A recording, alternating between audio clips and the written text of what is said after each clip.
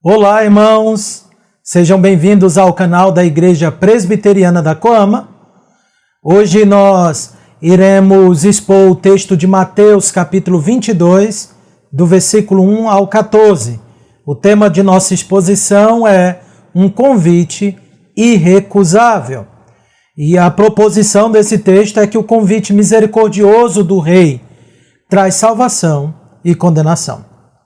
Eu convido vocês a abrirem então as suas Bíblias, lá em Mateus capítulo 22, do versículo de 1 a 14. Mateus 22, de 1 a 14, diz assim: De novo, entrou Jesus a falar por parábolas, dizendo-lhes: O reino dos céus é semelhante a um rei que celebrou as bodas do seu filho. Então enviou os seus servos a chamar os convidados para as bodas, mas estes não quiseram vir. Enviou ainda outros servos com esta ordem: Dizei aos convidados: Eis que já preparei o meu banquete. Os meus bois e cevados já foram abatidos, e tudo está pronto. Vinde para as bodas. Eles, porém, não se importaram e se foram, um para o seu campo, outro para o seu negócio, e os outros, agarrando os servos, os maltrataram e mataram. O rei ficou irado e, enviando as suas tropas, exterminou aqueles assassinos e lhes incendiou a cidade. Então disse aos seus servos: Está pronta a festa, mas os convidados não eram dignos. E depois para as encruzilhadas dos caminhos e convidai para as bodas a quantos encontrardes. E saindo aqueles servos pelas estradas, reuniram todos que encontraram, maus e bons, e a sala do banquete ficou repleta de convidados. Entretanto, entrando, porém, o rei para ver os que estavam à mesa, notou ali um homem que não trazia veste nupcial. E perguntou-lhe: Amigo, como entraste aqui sem veste nupcial? E ele emudeceu. Então ordenou o rei aos seus serventes: Amarrai-o de pés e mãos e lançai-o para fora nas trevas. Ali haverá choro e ranger de dentes, porque muitos são chamados, mas poucos os escolhidos. Vamos orar, queridos. Bom e gracioso Deus, tenha misericórdia de nós, ó Deus Santo, é o que nós pedimos. Nós oramos ao Senhor, fiados na justiça de Cristo Jesus. Ávidos, ó Deus, por aprendermos da Tua palavra. É no nome de Cristo Jesus que nós oramos. Amém. Você já recebeu um convite que não poderia recusar? Talvez o casamento de alguém importante, ou a formatura deste alguém importante, ou quem sabe ainda outro convite bem relevante. Se o convite for realmente importante, você faria de tudo para ir, ok? Agora permita-me apontar outro exemplo.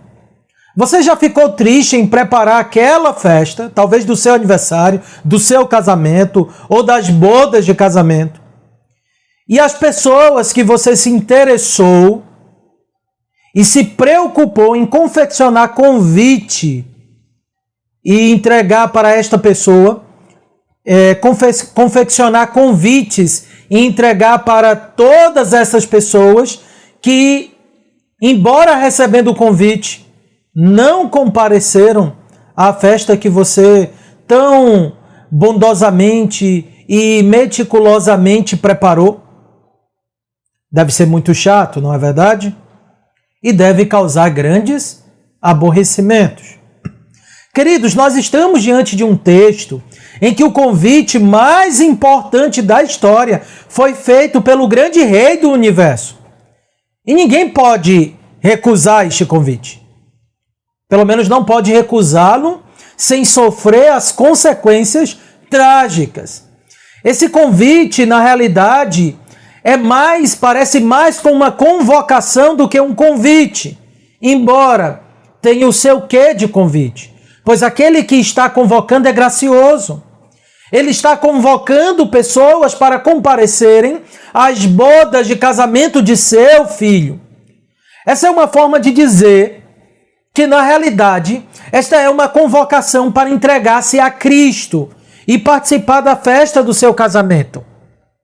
Também, esse convite ou convocação é um convite ou convocação para não negligenciarmos o culto do Senhor e suas santas ordenanças. Nós tiraremos muitas lições desta passagem bíblica, tá bom? Nós vamos dividir esta passagem em duas partes. A primeira parte do verso 1 até o verso 7. E onde nós vemos aqui os primeiros convidados. Pois esse texto fala de duas categorias de convidados. Do versículo 1 ao versículo 7, nós vemos a primeira classe de convidados. E aqui é representando nesse primeiro grupo os judeus propriamente ditos.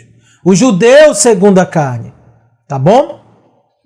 Então eles são os primeiros convidados, conforme relatado aí no versículo 1 até o versículo 7.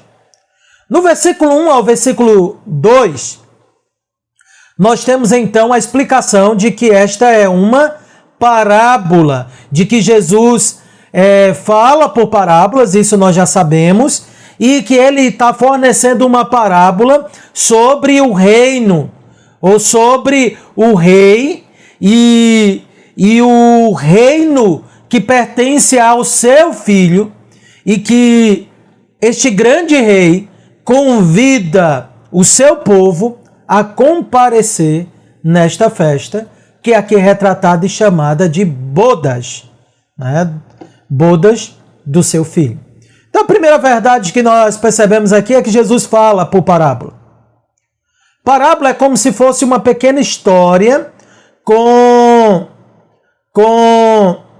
que contém características históricas, geográficas, culturais, bem, digamos assim, vívidas para aquela época, e na realidade toda parábola ela procura ser experimental. Então ela acaba se adequando ao seu contexto histórico e temporal. Mas uma parábola literalmente significa ao lado de. A ideia é que é uma história que se assemelha, que se coloca ao lado de uma determinada realidade. Representa um fato, representa um acontecimento, representa algo real. E assim uma parábola, então, de maneira sucinta, é uma ilustração. Esta parábola, propriamente dita, é a parábola das bodas e é a última de uma sequência de 3 parábolas que foram proferidas pelo Senhor Jesus Cristo após ele ter sido indagado pelos sacerdotes e pelos anciãos do povo acerca de sua própria autoridade. Você pode ver isso bem nitidamente em Mateus 21, no versículo 23 ao 27. E aí as 3 parábolas propostas por Cristo, né? A parábola dos 2 filhos, dos lavradores maus e das bodas, essas parábolas elas visam mostrar a rejeição dos judeus no reino dos céus, a rejeição deles, da parte deles a Cristo, e a rejeição do Pai, a rejeição do Pai tomando partido do seu Filho, o Senhor Jesus Cristo, e rejeitando a esses judeus, especialmente aos líderes do povo que tanto se opunham ao Senhor Jesus Cristo. E ao mesmo tempo essa parábola ela também visa mostrar a entrada de publicanos, meretrizes, gentios e de pecadores de toda sorte no reino dos céus. Mostrando então que o grande lance dessa parábola não é o fato de alguém ser pecador ou externamente, digamos assim, elogiável. Mas o grande diferencial está naqueles que atendem o convite e que são vestidos ou que estão vestidos adequadamente para este casamento, fazendo uma alusão à justificação em Cristo Jesus. Isso nós entenderemos. É interessante notar que antes Cristo ele contava a parábola, ele declarou que falava por parábola com a intenção de que o povo não entendesse. É o que está lá em Mateus 13, por exemplo. Só que esta parábola, ou estas parábolas, elas visavam fazer com que o povo, especialmente os fariseus, entendessem. E eles realmente entenderam. Se você vê aí no capítulo 21, no versículo 45, após Cristo ter contado as duas primeiras parábolas dessa sequência, nós lemos que os principais sacerdotes e fariseus, ouvindo estas palavras, entenderam que era a respeito deles que Jesus falava. E era de fato a intenção de Jesus que eles entendessem que o juízo de Deus estava sobre eles e que era certo e que outros tomariam os seus lugares no reino de Deus. Dito isso, então, nós percebemos aqui no versículo 2 que Cristo fala claramente, né, o que de fato essa parábola significa. Diferente das duas parábolas anteriores, Jesus de imediato ele diz que esta parábola é sobre o reino dos céus. Um judeu logo entenderia que Jesus estava falando do tão aguardado reino messiânico que fora pregado pelos profetas, de que viria um rei e se assentaria no trono de Davi. A parábola é sobre o reino do Senhor, reino esse que não terá fim. É sobre o reino do Senhor que subjugará todos os povos da terra e destruirá todos os demais reinos. E haverá um somente grande, soberano rei sobre todos. E aí, então, a partir do versículo 3, nós vemos uma série de convites que são lançados, comunicados para aqueles que faziam parte do reino visível deste grande rei. Ok? Lembrando que Israel, ele é a igreja, era a igreja veterotestamentária. Então, no Antigo Testamento, a igreja estava representada pelo Israel. Inclusive, é assim como o escritor aos Hebreus vai chamar o povo, a Santa Assembleia no Antigo Testamento, a congregação, a igreja no Antigo Testamento. Isso é importante, por quê? Porque quando Cristo vem, nós lemos lá em João 1,11, é dito que ele veio para o que eram os seus e os seus não receberam. O Messias nasce dentro do povo dos judeus, dentro do povo judeu. Aquele povo era privilegiado, mas eles rejeitaram o convite, a convocação do Senhor. E agora Cristo passa a mostrar como eles rejeitaram esse convite, tá bom? Então nós vemos aqui um primeiro convite sendo feito. É dito, então enviou os seus servos a chamar os convidados para as bodas, mas estes não quiseram ir. Nós vemos aqui uma declaração que foram enviados os seus servos. Então o Senhor tem alguns servos que ele enviou para convidar os membros do povo para as bodas. Os servos aqui, queridos, dentro desse escopo geral do Novo Testamento, é uma alusão aos primeiros profetas do Antigo Testamento, tá bom? Perceba que no decorrer da história isso vai ficar bem claro, bem evidente, tá bom? Ademais, porque esse foi o papel, foi assim que Deus tratou na história. Deus levantava os seus patriarcas, Deus levantava profetas para chamar o seu povo para o caminho da obediência, para convocar o seu povo a atender à voz do Senhor. E lembre-se que o texto diz que esta parábola é sobre o reino dos céus. Então, nesse reino, alguns servos saem para convocar o povo para as bodas. Logicamente, a figura, a imagem dos profetas saltam à nossa mente. Tá bom? E aí é interessante ainda notar nesse versículo 3 que esses servos, eles foram chamar os convidados. Logo, um convite já havia sido feito. Aqui, então, é um segundo convite. Era comum na tradição judaica um convite ser lançado primeiro de tudo e depois um segundo convite relembrar a primeira convocação. Tá bom?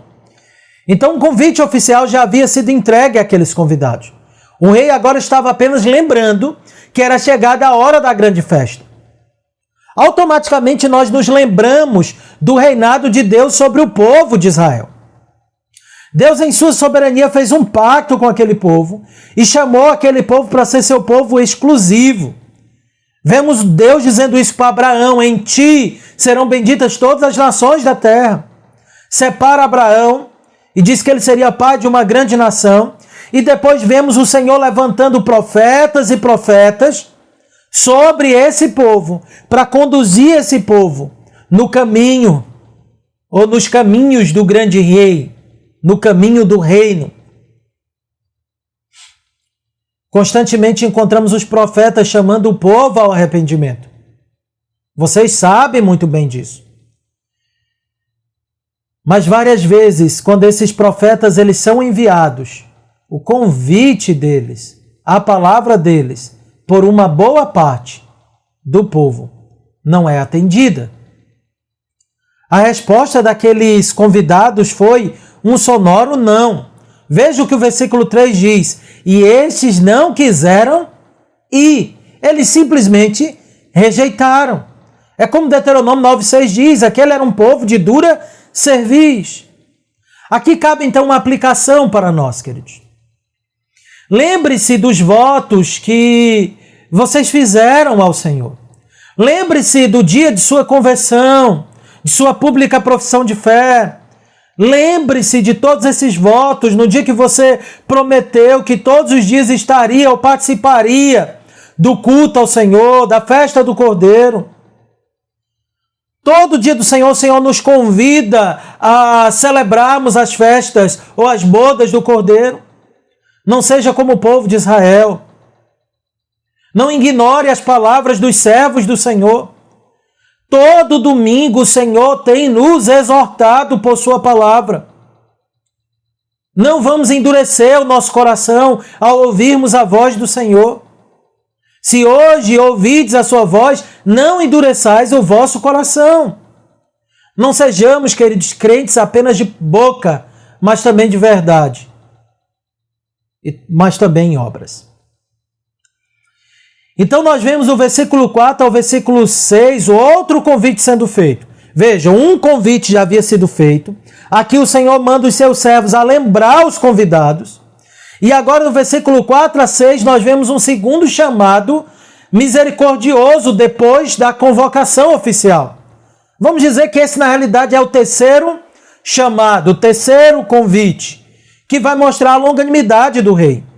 Versículo 4 diz: enviou ainda outros servos com esta ordem: dizei aos convidados, eis que já preparei o meu banquete, os meus bois e cevados já foram abatidos, e tudo está pronto, vinde para as bodas.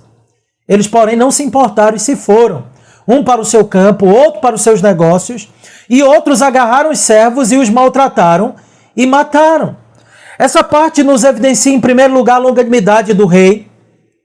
Veja que os convidados recusaram o primeiro convite. Agora o rei manda um convite ainda mais persuasivo. Ele diz: olha, eu já matei o boi, os bois, já matei os novilhos cevados. É como quase que dizendo: sinta o cheiro já do churrasco. A festa já está pronta. Faltam vocês. Nós podemos dizer ainda, perceba que o versículo 4 diz que o Senhor enviou outros servos. Não são os primeiros servos. Parece que Cristo tem em mente aqui uma boa teologia bíblica do reino. Se os primeiros servos representavam os profetas, os primeiros grandes profetas, e os patriarcas profetas, como também Moisés, Josué, Elias, Isaías, Jeremias.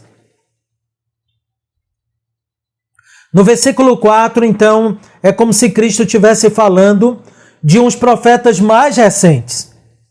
Talvez João Batista. E parece se encaixar bem, porque vemos João Batista sendo assassinado por causa de sua mensagem. Não é? Então a ideia aqui é que outros servos foram enviados. Só que aí perceba que esses servos eles estão ainda mais próximos da realidade do acontecimento das bodas. Agora já foram mortos os animais. Já está prestes a ser celebrada as bodas do filho do grande rei. Isso então nos faz entender que esses outros servos são servos mais próximos. Talvez João Batista, os apóstolos, talvez uma descrição do que Cristo disse que aconteceria, por exemplo, com todos aqueles que se comprometessem com a sua palavra e com o seu reino, que seriam perseguidos e até mesmo mortos. E isso deixa em relevo, queridos, duas coisas: a misericórdia do Senhor, a bondade do Senhor e a malignidade. E estamos falando aqui a malignidade não do mundo de maneira geral, mas daqueles que professam o nome do Senhor. E como é que essa longanimidade ela é vista aqui do Senhor? O fato dele mandar outros servos, o fato dele comunicar os detalhes que a festa já estava prestes a acontecer. Ele dá evidências de que o seu convite é verdadeiro e de quanto ele se interessa com a presença daqueles nestas bodas de seu filho. Ora, queridos, o reino dos céus veio com muitas evidências no Novo Testamento. Por meio de sinais, prodígios, maravilhas, essas maravilhas feitas por Jesus, pelos discípulos. Várias evidências foram postas e colocadas diante do povo. Mas eles rejeitaram todas as evidências. Assim como esses convidados rejeitaram os sinais de que a festa estaria para começar. E eles rejeitam de uma maneira um tanto quanto inusitada. Então, em primeiro lugar, nós vemos uma rejeição clara, né, ao chamado, ao convite do grande rei, por meio de uma indiferença. Após os servos comunicarem que o rei estava chamando, cada um dos convidados ignoraram o convite e fizeram o que bem lhe aprouveram. É dito que cada um foi para o seu campo, outro foi para os seus negócios, mas tem um terceiro grupo que não se contentaram apenas em ignorar o convite, mas se rebelaram contra os servos que estavam convidando. Eles demonstraram ódio aos servos e à mensagem que os servos carregavam. E eles mataram, maltrataram e mataram esses santos servos. Tudo isso demonstrava a impiedade e insubmissão da parte daquele povo. É como se esse povo quisesse dizer: esse rei não reina sobre nós. Ele não é nosso rei. Ele não é nosso Senhor. De fato, se cumpriu aquilo que lá no Evangelho de João, capítulo 1, versículo 11, como eu já disse aqui, havia sido dito: veio para o que era os seus, mas os seus não receberam. Mas perceba que no capítulo subsequente, no capítulo 23, Cristo fala e contra os fariseus, no capítulo 23, e contra os judeus de uma maneira geral, que eles eram culpados por não apenas não ouvir os seus profetas, e aqui onde está o link maior, se até agora você tinha dúvidas de que esses servos eram profetas, lembre-se, no Novo Testamento, no texto original, não tem capítulos e nem versículos. Isso faz com que o capítulo 22, como nós lemos, esteja dentro do mesmo contexto do capítulo 23.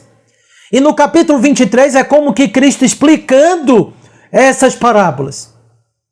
E se você chegar lá no versículo 37 do capítulo 23 de Mateus, você lerá o seguinte: Jerusalém, Jerusalém, que mata os profetas e apedreja os que te foram enviados. Quantas vezes quis eu reunir os teus filhos, como a galinha ajunta os seus pintinhos debaixo das asas, e vós não o quisestes. Qual era a característica desses judeus? Eram matar e apedrejar os que eram enviados. E foi isso que aconteceu com os discípulos também. Encontramos Tiago sendo decapitado. Encontramos também servos do Senhor como Estevão sendo apedrejado.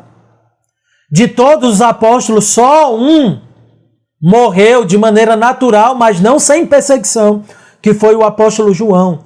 Todos os demais foram mortos de maneira cruel por causa da mensagem que eles levavam. Irmãos, algumas aplicações surgem dessa parte para nós. Essa passagem nos traz advertências solenes para a nossa vida. A primeira diz respeito à nossa postura diante dos nossos profetas atuais. E permita-me uma licença comparativa. Eu não estou falando desses que se dizem profetas, que dizem receber uma revelação extra-bíblica. Nesse sentido, não temos mais profetas. Isto é, não temos profetas que receberam revelações imediatas de Deus, à semelhança dos profetas bíblicos. O dom de profecia era um dom extraordinário e cessou juntamente com os demais dons extraordinários, como o dom apostólico, entre outros. Mas num certo sentido, e me permita enfatizar isso, por favor, num certo sentido, nós podemos afirmar que os ministros da palavra trabalham de maneira semelhante aos profetas, porque eles também precisam pregar a partir da revelação de Deus, não uma revelação extraordinária, a revelação da Escritura. Um verdadeiro profeta tem que falar de acordo com os oráculos de Deus, de acordo com a Escritura. E anunciar a revelação de Deus é, de certo modo, profetizar. E esse uso que faço, e essa licença que uso, ela não é tão incomum, digamos assim. Tem até uma famosa obra aí do puritano William Perkins, que também já foi publicada em português, que ela tem como título A Arte de Profetizar. E essa obra não é uma arte de receber revelações especiais, né? A Arte de Profetizar, a obra de William Perkins, nada mais é do que um manual de pregação, não um manual de profecias extras bíblicas, tá bom? E por que eu estou enfatizando esse ponto? Para fazer a seguinte aplicação. Quando nossos profetas, pastores e presbíteros nos advertem por meio da Escritura, nós temos um dever de ouvir essas advertências de maneira solene. Precisamos averiguar se o conselho é bíblico e bom. Sendo correto, não temos outra postura senão obedecer. Mas o povo de Israel não agiu assim. Eles odiavam os profetas verdadeiros. Eles odiavam a mensagem confrontativa deles. De fato, não era e não é confortável ouvir a verdade quando se está com o coração apegado ao erro. Principalmente quando imaginamos estarmos certos. Os profetas, eles não tinham a opção de suavizar a mensagem que eles recebiam. A palavra do Senhor era clara. Abra sua Bíblia lá em Isaías 58, versículo 1. Isaías 58, 1 diz o seguinte: Deus ordenando: clama a plenos pulmões, não te detenha, ergue a voz como a trombeta e anuncia ao meu povo a sua transgressão e à casa de Jacó os seus pecados. É isso que o Senhor exige. Quando nós lemos os escritores bíblicos exortando o povo, geralmente nos deparamos com casos semelhantes ao de Amós, por exemplo, que chama aquelas mulheres influentes da sociedade em sua época, mulheres essas que oprimiam o povo. Amós as chamam de vacas de Bazã. Certamente ouvir isso não era algo cômodo para aquelas mulheres. Vemos também o Senhor, por meio dos seus vários profetas, acusando o povo de adultério, dizendo que o povo era igual um boi de dura cerviz, era igual um jumento que não ouvia o seu dono. E o Senhor aponta vários pecados, mas o Senhor aponta esses pecados por meio dos seus servos, que, embora pecadores, são portadores da revelação do Senhor. Vemos João Batista chamando os fariseus ao arrependimento, repreendendo Herodes pelo seu pecado incestuoso. Vemos Cristo chamando os fariseus de raça de víboras, de cobras, dizendo para eles que o diabo é que era o pai deles. Vemos Paulo, o apóstolo, chamando os gálatas de insensatos, condenando a sodomia, idolatria e imoralidades diversas em suas cartas. Enfim, anunciar a palavra do Senhor publicamente ou particularmente não é fácil.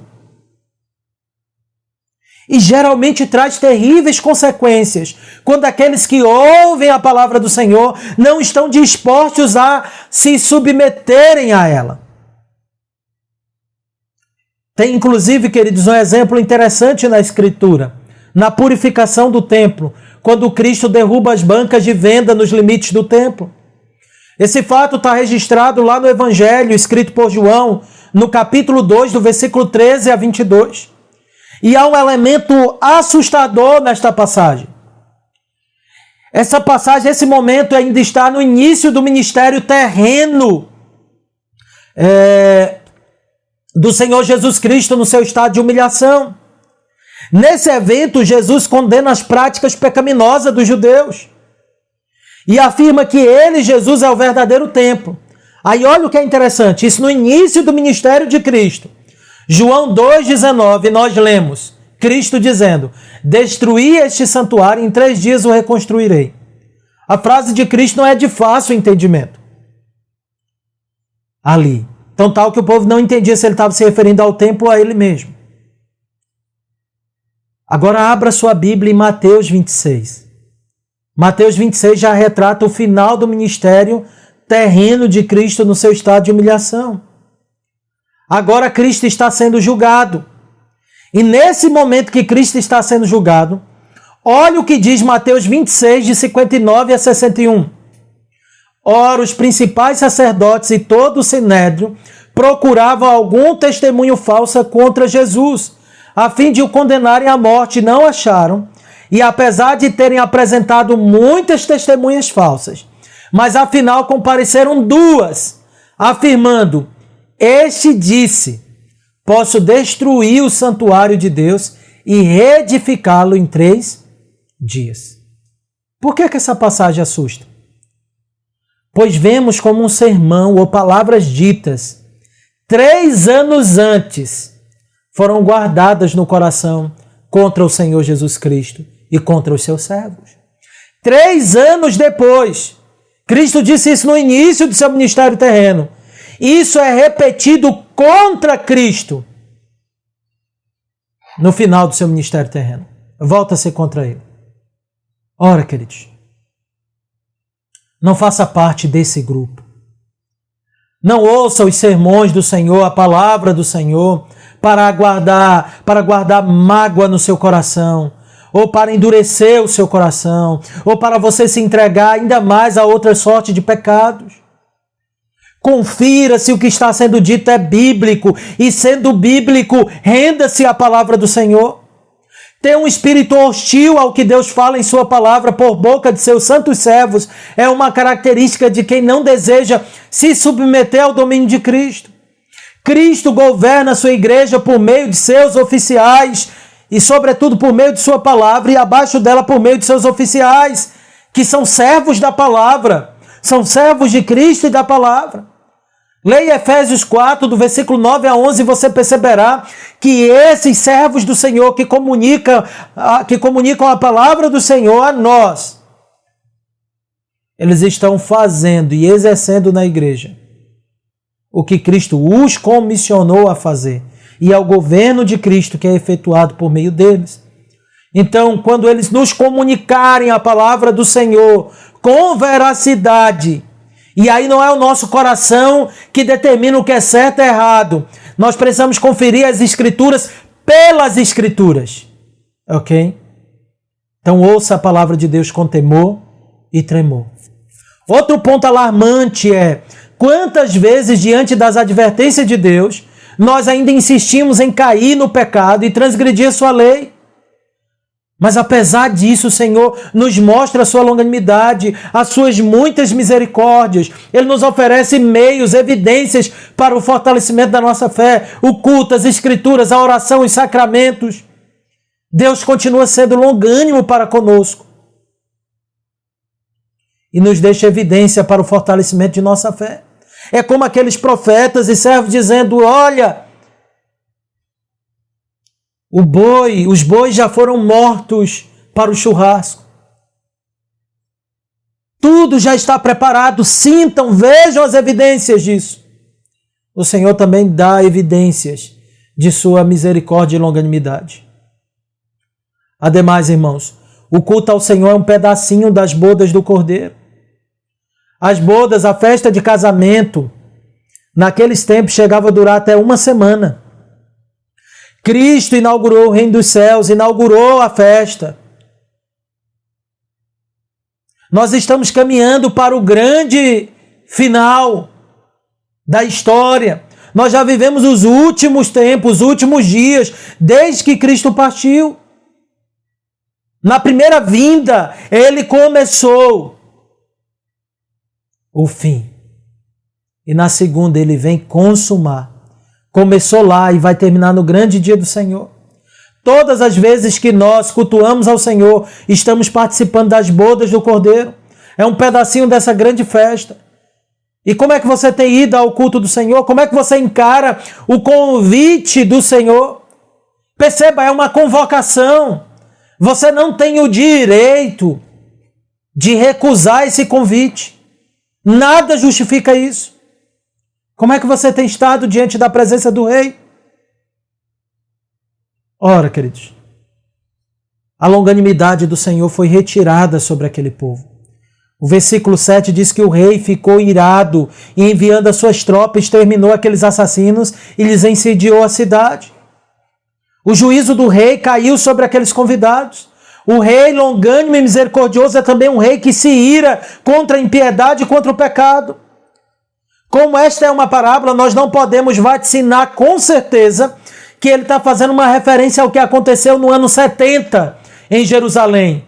Quando o imperador Tito cumpriu praticamente o que está descrito aqui.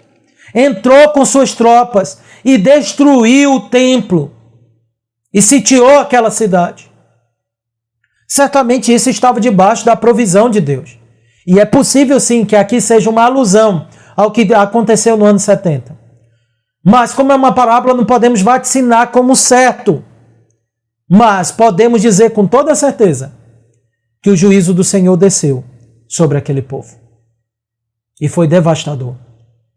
A partir dali, Israel não era mais uma nação teocrática. Não representava mais a igreja visível. Não. A partir dali, aquela nação fora devastada. Queridos, o Senhor é um Deus de justiça, de ira, que condena e traz juízo. Somos chamados para levar, assim, a mensagem do Senhor. Somos chamados a atender a esse grande convite. Mas tenha certeza que há consequência se negligenciarmos isso. Há consequência para os servos. Aqueles que são comissionados a pregar, eles não devem ter tanto zelo por sua vida neste mundo ao ponto de não falar a verdade para ter conforto e comodidade. Eles devem estar dispostos a morrerem se for necessário. Mas você também deve estar disposto a ouvir a palavra de Deus e atendê-la. Afinal de contas, o juízo do Senhor virá sobre aqueles que se recusam perenemente e peremptoriamente a ouvir a sua palavra. Ok? Ora, queridos, a última parte do nosso estudo, então, ela é vista aí a partir do versículo 8 até o versículo 14. Nós vemos aí os segundos convidados. E agora, os segundos convidados são todos aqueles que estavam aparentemente do lado de fora do reino. Mas agora o rei misericordioso, ele estende o seu convite a todos a participarem desse banquete. Ele diz aos seus servos: está pronta a festa, mas os convidados não eram dignos. E depois para as encruzilhadas dos caminhos e convidai para as bodas a quantos encontrardes. E saindo aqueles servos pelas estradas, reuniram todos que encontraram, maus e bons, e a sala do banquete ficou repleta de convidados. Como esse rei é misericordioso. Há um ponto interessante aqui, queridos. Perceba que o banquete é o mesmo. Versículo 8 e 9. É dito que os primeiros convidados não foram dignos. Diante disso, o rei convida outros para participarem das bodas. Isso é importante, porque o que muda são os convidados e não a festa.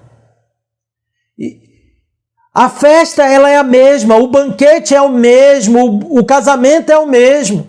Isso nos lembra da unidade do pacto. Deus não mudou o seu plano concernente à salvação. Não são vários pactos, assim como aqui a história dos judeus e dos gentios na aliança, retratada por Cristo nessa parábola, mostra que a festa é a mesma, o banquete é o mesmo, o dono do banquete é o mesmo. O que muda são os convidados. Isso nos lembra a unidade do pacto. Deus não mudou o seu plano de salvação. É a mesma salvação. Apenas os convidados mudaram. A salvação dada a Abraão é a mesma que nos é oferecida. O Salvador de lá é o mesmo que nos salva hoje. Não há uma dualidade como alguns defendem. Não é uma salvação para Israel e outra para os gentios. O convite é o mesmo, a festa é a mesma. Nesse sentido, o Senhor não muda. Cristo ele é apresentado como autor e consumador da fé, tanto dos crentes na antiga dispensação do pacto, quanto da nova dispensação. Foi pela fé em Cristo que Abel, Abraão, Jacó, Moisés e Davi e tantos outros do Antigo Testamento viveram. E é pela mesma fé que nós vivemos hoje. É nesse sentido que João 1, do 11 ao 13 diz: veio para o que era o seu e seus não receberam, mas a todos quanto o receberam, deu-lhes o poder de serem feitos filhos de Deus, a saber os que creem no seu nome, os quais não nasceram do sangue, nem da vontade da carne, nem da vontade do homem, mas de Deus. Outro ponto interessante, bem claro aí no versículo 9 a 10, o convite é para todos. Nem todos serão salvos, mas o convite é para todos. O Rei Misericordioso enviou seus servos para as encruzilhadas para convidar todos quanto encontrassem. E assim fizeram os servos, reuniram todos que encontraram, maus e bons. Devemos entender que aqui é como se Cristo estivesse fazendo uma referência à entrada dos gentios, dos publicanos e das meretrizes no reino dos céus. Não nos seus pecados, obviamente, mas eles seriam transformados. Se esta passagem da parábola das bodas está em paralelo com as outras duas anteriores, é isso que as outras duas vai nos mostrar. No capítulo 21 de Mateus, versículo 31, nós lemos: qual dos dois fez a vontade do Pai em relação aos dois irmãos? Disseram o segundo, declarou Jesus: em verdade vos digo que publicanos e meretrizes vos precedem no reino de Deus. Ok? Vemos disso, queridos, grande misericórdia do Senhor. O quanto Ele é bondoso para conosco, ao ponto de levar o seu convite, o seu evangelho aos povos. Vemos essa verdade enfatizada nas Sagradas Escrituras. O Senhor anuncia a sua salvação a todos, ide por todo mundo e pregai o evangelho a toda criatura. Foi assim que esse evangelho chegou até nós. Foi assim que esse convite chegou até nós. E quando o texto diz que foram chamados todos bons e maus, ele não está dizendo que existem pessoas intrinsecamente boas. Ele está falando de pessoas reputadas como boas. Aquelas pessoas que parecem, aos olhos humanos, íntegras. Mas não existe ninguém bom. Isso também é enfatizado no texto. Quando é dito no versículo 11, que ninguém poderia estar lá do mesmo jeito e nem da mesma maneira. Olha o que diz: entrando, porém, o rei para ver os que estavam à mesa, notou ali um homem que não trazia veste nupcial. E perguntou-lhe: amigo, como entraste aqui sem vestes nupcial? E ele emudeceu. O fato dele convidar todos não significa que todos podem servi-lo como quiserem e do jeito que quiserem. Não. Precisam estar aptos para comparecer à festa. É dado a eles vestes nupciais. Devemos entender que essa parábola aqui ela reflete aquele grande dia em que o Senhor Jesus Cristo julgará todos. E alguns que dirão: Senhor, Senhor, ele, o Senhor Jesus Cristo, dirão a esses: apartai-vos de mim, não os conheci. Muitos dirão naquele dia que serviram a Cristo. Mas Cristo dirá a esses: vocês não me serviram. E qual é a evidência disso? Vocês não se vestiram com a justiça de Cristo.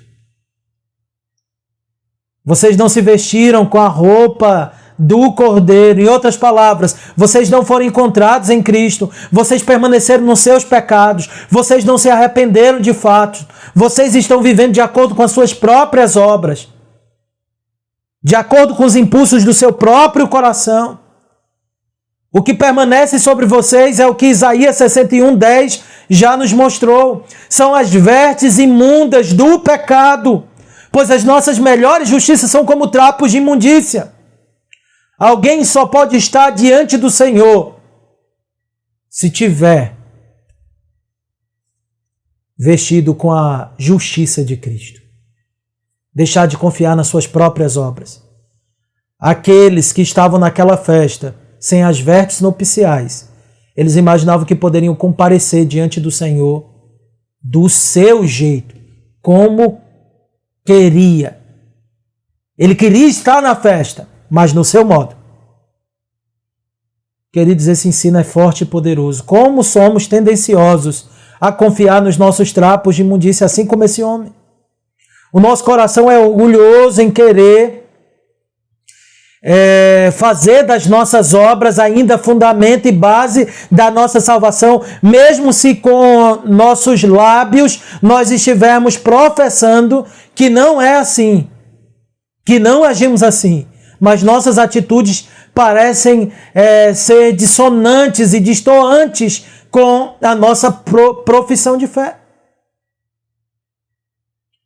Quando você ignora a advertência do Senhor, quando você não ouve o que o Senhor diz, quando você ignora as Sagradas Escrituras e age de acordo com a tua própria vontade, você está fazendo como este rapaz, dizendo que pode estar diante do Senhor do seu jeito, com suas vestes e com sua roupa. Ora, queridos, isso é trágico. O Senhor se vira para ele e pergunta: por que você está aqui assim? Naquele dia, se você estiver ainda fiado em tua própria justiça, ele perguntará a você: por que você está vestido de si e não do meu filho? E sabe o que você dirá? Nada. Você tremerá diante dele. Você ficará como este rapaz, emudecido. Um silêncio sepulcral. Não tem nada a dizer. A palavra de Deus diz que tudo o que a lei diz, aos que vivem na lei, diz para que se cale toda a boca e todo mundo seja culpável perante o Senhor. Esse rapaz era culpado. Não tinha o que argumentar. Você pode argumentar agora para viver ainda de acordo com os seus próprios princípios e seguir o seu próprio coração. Mas diante do Senhor você ficará emudecido. Mas permita-me dizer a você que outra pessoa ficou emudecida também diante do julgamento do Senhor. O Senhor Jesus Cristo. Ele foi como ovelha muda para o matadouro. E esse silêncio do Senhor Jesus foi para que eu e você, diante do Senhor, não ficássemos mais emudecidos. O silêncio de Cristo foi a substituição do nosso silêncio. Foi para que pudéssemos então abrir nossos lábios e confessá-lo que Ele é Senhor. Diante dele, ao invés do medo e do pavor, a nossa boca se encherá de riso e a nossa língua de júbilo. E diremos: grandes coisas fez o Senhor por nós. Mas para isso, ele teve que ficar emudecido. Porque para ele dar as vestes de justiça dele para você e para mim, ele teve que tomar os nossos trapos de imundícias sobre si. E ele foi tratado como culpado, mesmo sendo inocentes. E por fim, esse versículo termina nos mostrando que o convite ele é geral. Pregamos a todos e anunciamos a todos. Mas ele é eficaz somente nos eleitos.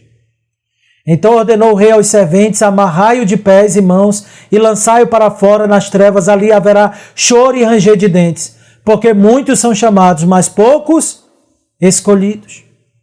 Esses versículos unem os dois pontos que nós vimos aqui, os primeiros convidados e os segundos convidados.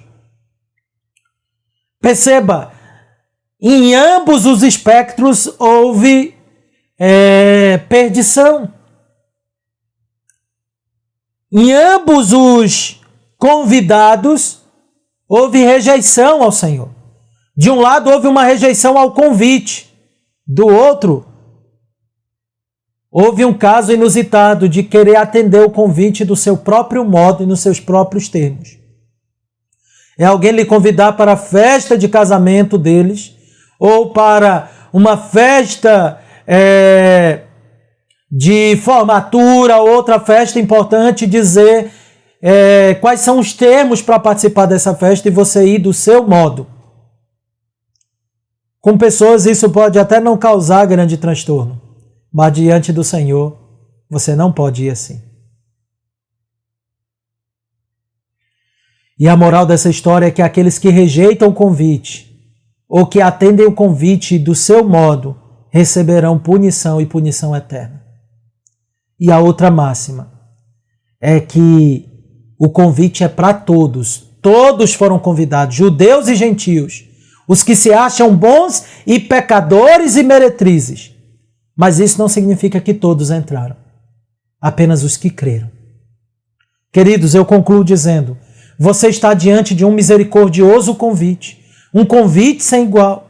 Não é um convite para uma partida de futebol, para uma conferência, para um casamento qualquer, ou para um aniversário, ou para uma formatura. É um convite glorioso a participar do reino dos céus em Cristo Jesus, a participar das bodas do Cordeiro, a celebrar as bodas do Cordeiro todo dia do Senhor. Esse convite é uma convocação. Ou você atende a ele, ou você será jogado para o lago de fogo, e ali haverá choro e ranger de dentes. Não existe meio termo. Você deve atender esse convite. Mas não atenda esse convite do seu jeito. Isso também será problema para você. É necessário que você negue a si mesmo. Que você abandone-se a si mesmo. E se entregue absolutamente a Cristo. É assim que você atenderá esse convite, de maneira satisfatória. Que Deus nos abençoe. Vamos orar? Gracioso e bondoso Deus, obrigado por tua palavra. Cuida de nós, ó Deus Santo. Faze-nos, ó Deus, zelosos na celebração das bodas do casamento do teu Santo Filho. Aplica estas verdades ao nosso coração e nos faça nos deleitar com tua palavra. É no nome de Cristo Jesus que nós oramos. Amém. Meus irmãos, assim está encerrado.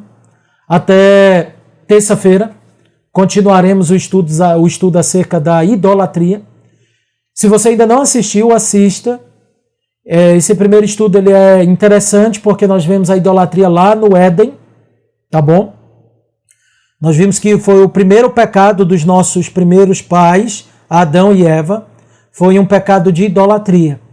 Para podermos mapear isso dentro dos nossos lares, que é a proposta do estudo de terça-feira agora, vocês precisam desse estudo fundacional da terça-feira passada. Então vá lá, tá bom?